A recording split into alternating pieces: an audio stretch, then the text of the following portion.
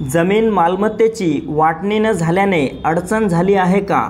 मग या कायदेशीर मार्गाने मिळवा तुमचा हक्क। जाणून घेऊयात या बाबतीत सविस्तर माहिती।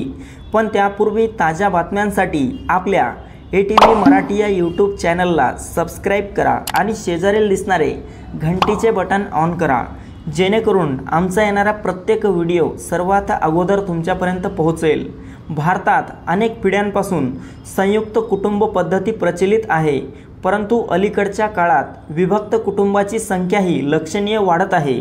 यातूनच संपत्तीच्या मालकी संदर्भात कुटुंबात संघर्ष वाढताना दिसतो। विशेषतः नोकरीनिमित्त किंवा इतर कारणासाठी शहरात स्थायिक झालेल्या व्यक्तींना गावातील मालमत्तेवर आपला हक्क सांगताना अडचणीला सामोरे जावे लागते।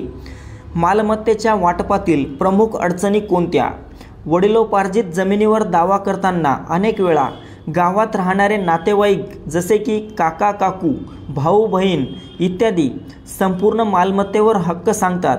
परिणामी संपत्तीचे योग्य आणि कायदेशीर विभाजन करताना वाद निर्माण होतो। मालकी हक्कासाठी कायदेशीर प्रक्रिया काय? जर परिवारातील काही सदस्य संपत्तीच्या वाटपास सहमत नसतील आणि अडथळे निर्माण करत असतील तर कायदेशीर वारसाने न्यायालयात दावा दाखल करणे गरजेचे असते। दावा दाखल करण्यासाठी आवश्यक कागदपत्रे काय?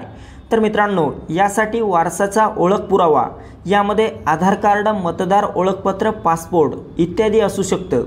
मालमत्तेच्या सर्व दस्तऐवजांची प्रमाणित प्रत, संपत्तीचे बाजार मूल्य आणि मूल्यांकन अहवाल, वारसांचे जन्म प्रमाणपत्र आणि पत्त्याचा पुरावा, मृत मालकाचे मूळ मृत्यू प्रमाणपत्र, रहिवासी प्रमाणपत्र, इतर आवश्यक कागदपत्रे।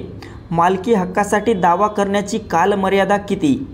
भारतीय कायद्यानुसार वडील किंवा आजोबांच्या मृत्यूनंतर 12 वर्षांच्या आत संपत्तीच्या वाटपासाठी खटला दाखल करणे अनिवार्य आहे। जर एखाद्या नातेवाईकाने 12 वर्षे मालमत्तेचा उपभोग घेतला असेल किंवा त्या जमिनीवर एकतर्फी ताबा असेल तर दावा करण्याची प्रक्रिया अधिक कठीण होते। कायदेशीर खटल्याव्यतिरिक्त पर्याय काय? जर कुटुंबातील सर्व सदस्य परस्पर संमतीने संपत्तीचे वाटप करण्यास तयार असतील तर कायदेशीर विभाजन करून वाद मिटवता येतो। विभाजन डीड तयार करताना महत्त्वाचे मुद्दे काय? मालमत्तेच्या वाटपाबाबत स्पष्ट करार करणे, प्रत्येक वारसाच्या हक्काचा स्पष्ट उल्लेख करणे, संपत्तीचे दस्तऐवज अधिकृतपणे नोंदणी करणे, सर्व वारसांनी कायदेशीर कागदपत्रांवर स्वाक्षऱ्या करणे। संपत्तीच्या मालकी हक्कासाठी जागरूकता महत्त्वाची। कुटुंबामधील संपत्ती वाद कमी करण्यासाठी आणि आपल्या कायदेशीर हक्कांचे संरक्षण करण्यासाठी योग्य प्रक्रिया अवलंबणे गरजेचे आहे। आवश्यक कागदपत्रांची पूर्तता करून आणि कायद्याने ठरवलेल्या मर्यादेत दावा केल्यास तुम्हाला न्याय मिळू शकतो। वडिलोपार्जित मालमत्तेवर हक्क मिळवण्यासाठी कराव्यात अशा काही गोष्टी।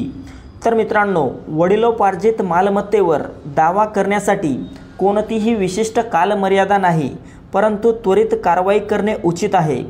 वडिलोपार्जित मालमत्तेवर मुलींना समान हक्क असतो। वडील जिवंत असले तरीही मुलगी वडिलोपार्जित मालमत्तेतील तिचा वाटा मागू शकते। हिंदू वारसा हक्क कायदा 1956 हा कायदा वडिलोपार्जित मालमत्तेवर नियंत्रण ठेवतो। तर मित्रांनो, ही महत्त्वपूर्ण माहिती आपल्यासोबतच इतरांना पण शेअर करा।